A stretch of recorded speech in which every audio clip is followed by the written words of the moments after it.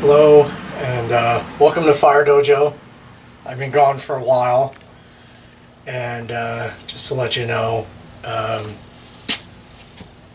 neighbor had knocked on my door a few months ago, and he told me that he just got back from the hospital, and it turns out that his wife would never go see a doctor or go to a hospital or anything for anything that bothered her. Well, eventually she had symptoms that their daughter and the husband could no longer ignore. And when they went to the doctor, it turned out she had very, very late stage abdominal cancer. And she was sent home to die at home. So they came home to have hospice and palliative care. And the neighbor knocked on my door and he said, this is our situation. We have no idea what we're doing. We're wondering if you could help us out. So I agreed to that. And what that meant to my agreeing to that was that every spare moment of my time, if I wasn't at work and if I wasn't sleeping, I was going to be over their house helping them out. So I agreed to do that, which means I put Phyre Dojo aside for a few months. So her name was Maria, and Maria passed away 2 months after that first knock on the door, and we miss her very much. And so following that, I kind of lost my momentum with Phyre Dojo for a while because of all that time being focused on that situation.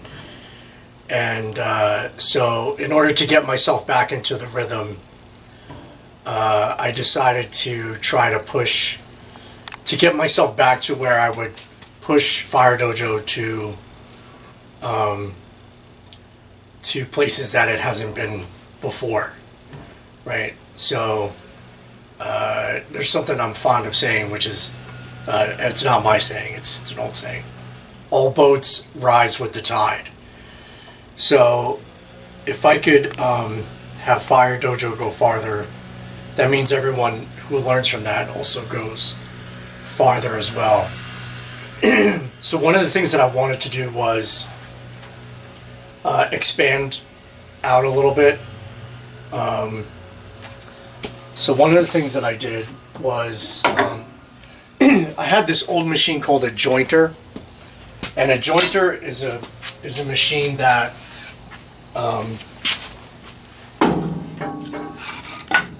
makes one piece of wood flat. Okay, so this is a jointer,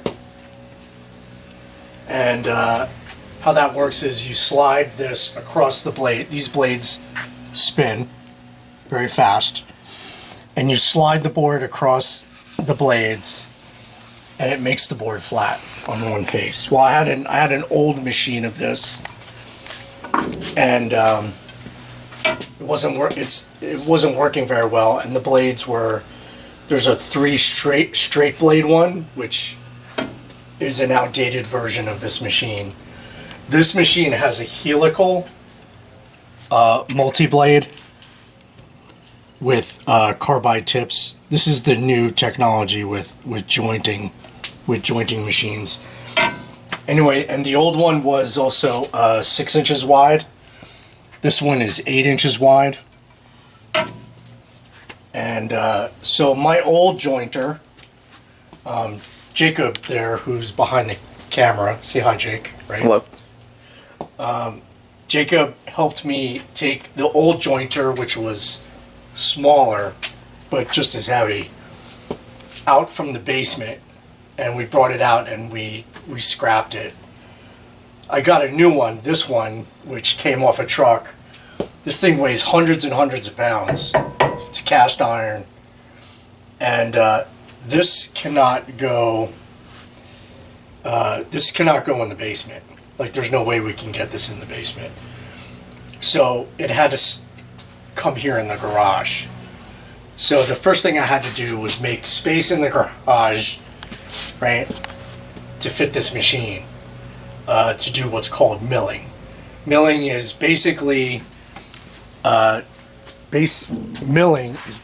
turning logs, right, into boards. So, see this pile here? We're gonna go over here. See how large this pile is of logs? Now here we have birch, we have black walnut, we have tulip poplar. Down here we have sycamore. So right here we have 4 different kinds, right? And then I have these 2, which are plum. This was plum tree. So 5 different kinds right here. Well, this pile you see right here, I had a larger pile just of mulberry. So mulberry, if you weren't sure, looks a lot like Osage orange. So when you cut it, it's very, very yellow. So if you look down here,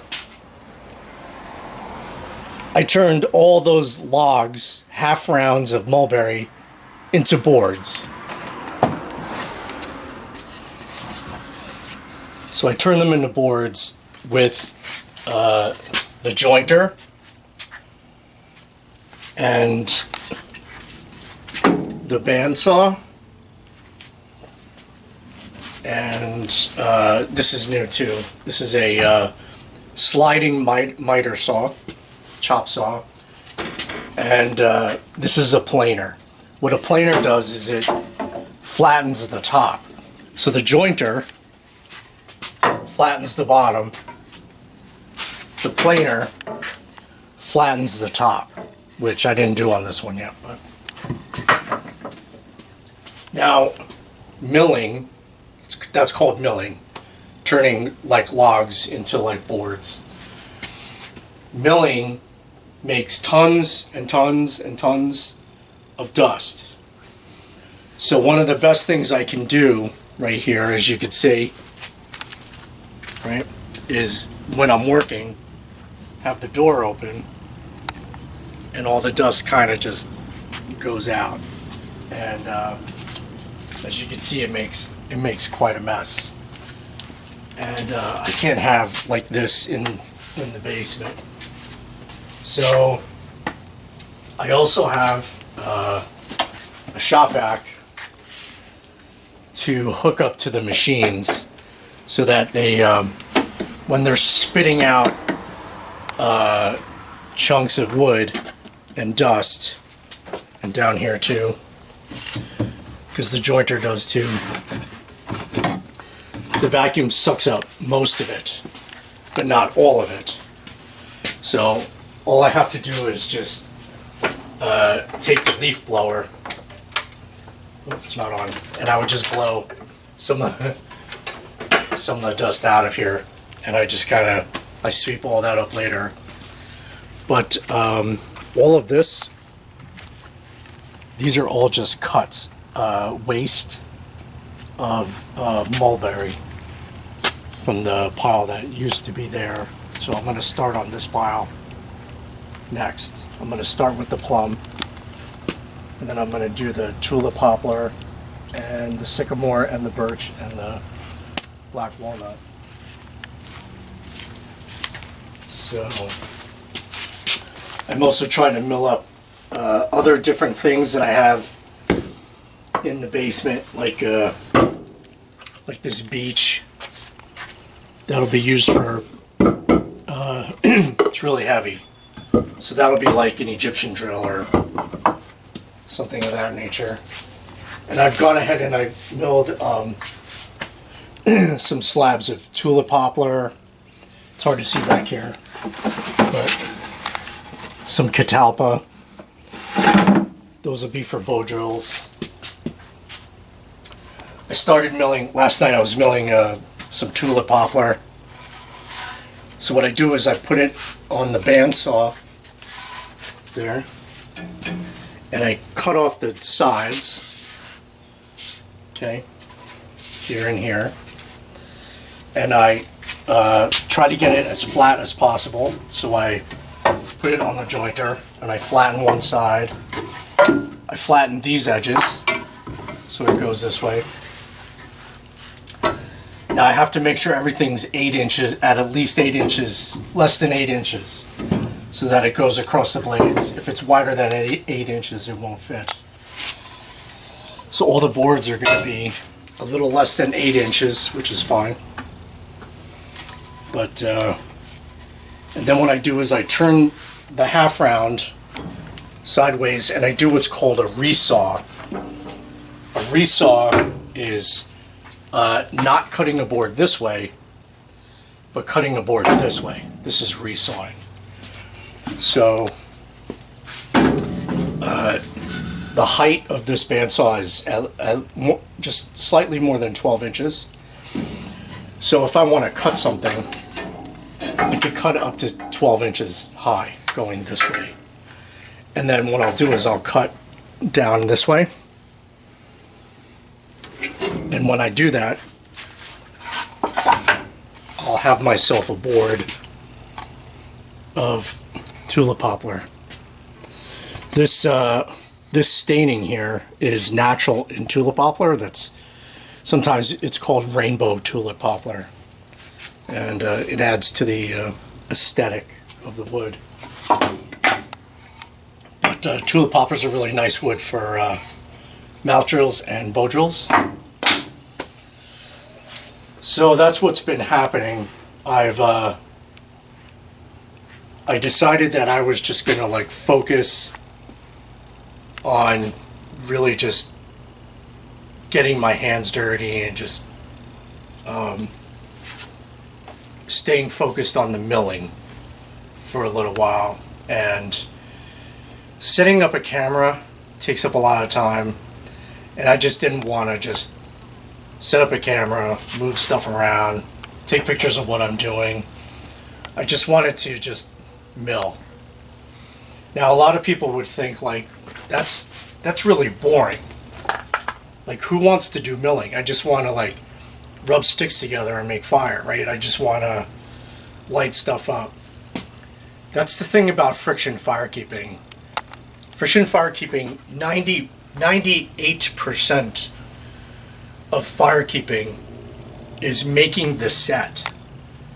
Like, that's the majority of firekeeping.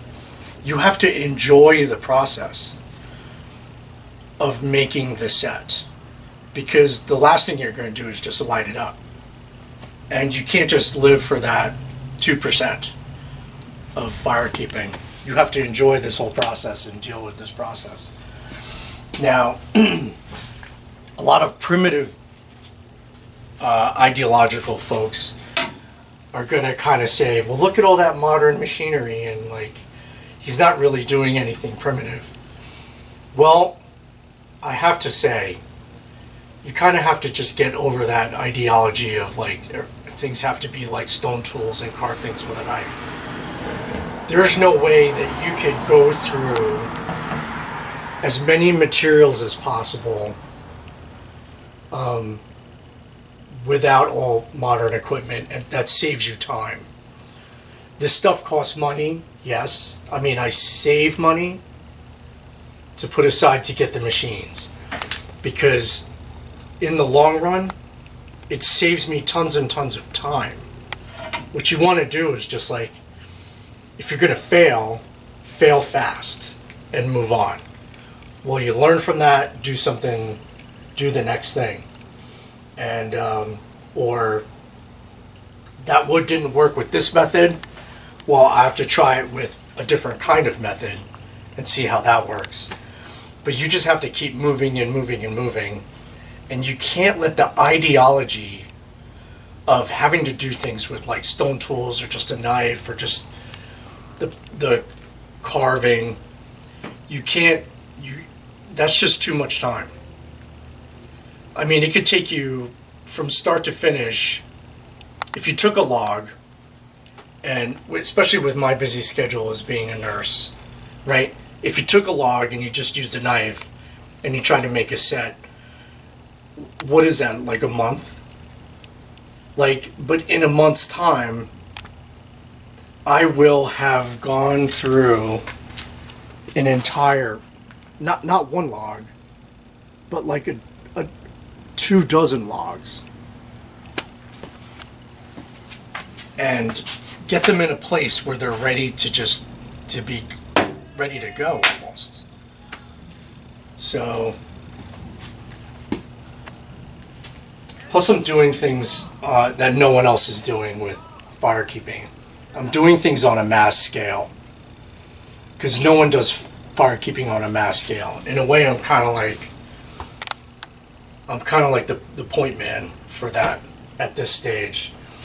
But in order to do that, there's no way, there's no physical way to be able to get way ahead in firekeeping without modern tools. Like it's impossible. Like you just can't do it. Another thing was during that time I started a new job. So I have two infusion jobs. I go to people's homes and I put an IV in them, and I hook them up to their medicine while I sit there with them in their home. So after traveling to their home and then traveling back home to my city, right? So that's what I do for a living. I go out and I go to people's homes and I do my nursing with them. And I work for 2 infusion companies already. And I also have a ventilator patient that I see at night. So that's 3 nursing companies. Well, I started working for a 4th infusion company. I started working for Hackensack Meridian, which is kind of up and down the Jersey Shore area. And so I was in orientation and also working with that. I started working, I'm on my own now, I'm independent, where I just get assignments and I work. But that's 4 nursing jobs. So how can I, with 4 nursing jobs, get anything done? It would be impossible. Plus I have a family, right? I have a wife, I have kids, I gotta go to sleep, right? Where am I gonna be able to fit in? Like, how can I just get one set done a month when I could just, with modern equipment, just knock out more materials, more different kinds of materials, experiment with different kinds of things. It can't be done. You can't do it. Like, it's just not possible. So, okay, and lastly, this is big news.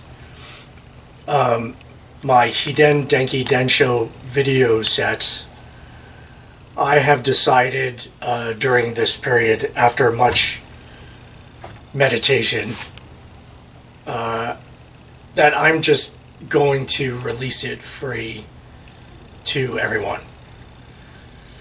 So basically it's every single method in as many different variations and materials as I could do at that time. So I filmed the Hiden Denki Densho firekeeping series from 2010 to about 2014, and then I got really busy with work. And then I just started putting stuff out on YouTube, and as you've seen. But I'm about to release the whole series. So what I'm going to be doing, starting with this video, this vlog, starting with this vlog, I'm going to what's called drip the content out. So I'm going to take one of the videos from the series and just release it every week from now until about July of next year, until the whole series is out. There's like 45 sections of the series or something like that. There's so many I forgot. So it's about 43 weeks from this week till July of next year. And so I'm just going to release a section a week for an entire year till the whole thing is out for free. I'm not going to charge for it anymore. I'm just going to kind of just put it all out there.